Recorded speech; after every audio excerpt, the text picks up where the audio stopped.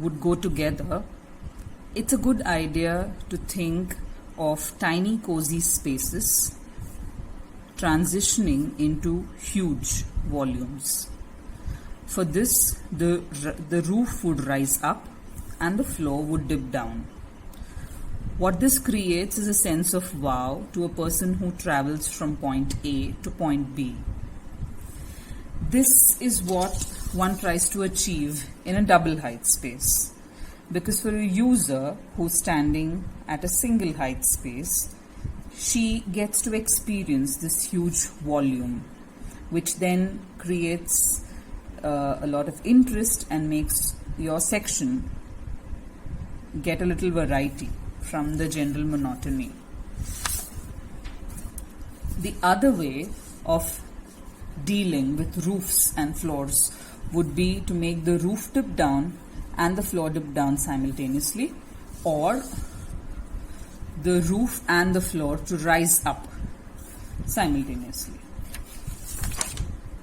Now, when one looks at forms and one looks at slanting walls in section, what we end up generating is a lot of these triangular dead spaces, and the most easiest solution given is convert these into storage. But that solution is also the most boring. Here are a few options that you may want to try out. One is that you convert that tapering space into a balcony or a cutout or a spill out space, retaining the form that you have imagined.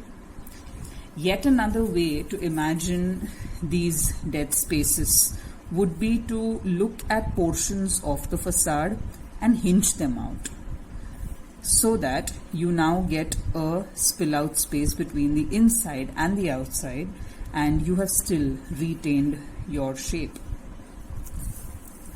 Another option would be a floor drop, so that you can still maintain human height here.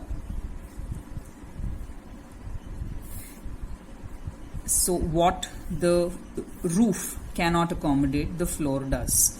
So here is one option of a floor drop. Another thing that I wanted to mention is when students end up drafting their plans, especially the higher floor plans, these triangles are not considered. What one should keep in mind is that you are going to lose out on all of this space when you draft the first floor plan or the second floor plan, and your plan will recede accordingly. Another random piece of information for people who are dealing with curves is that the most simplest way of executing a particular material on a curve would be a framing system comprising of horizontal and vertical members, and then a series of panels, a series of straight panels that then get fixed into this framing system. So your curved surfaces are not very curved when it comes to execution. Having said this, it is entirely possible to be casting these and making customized surfaces that are extremely homogeneous.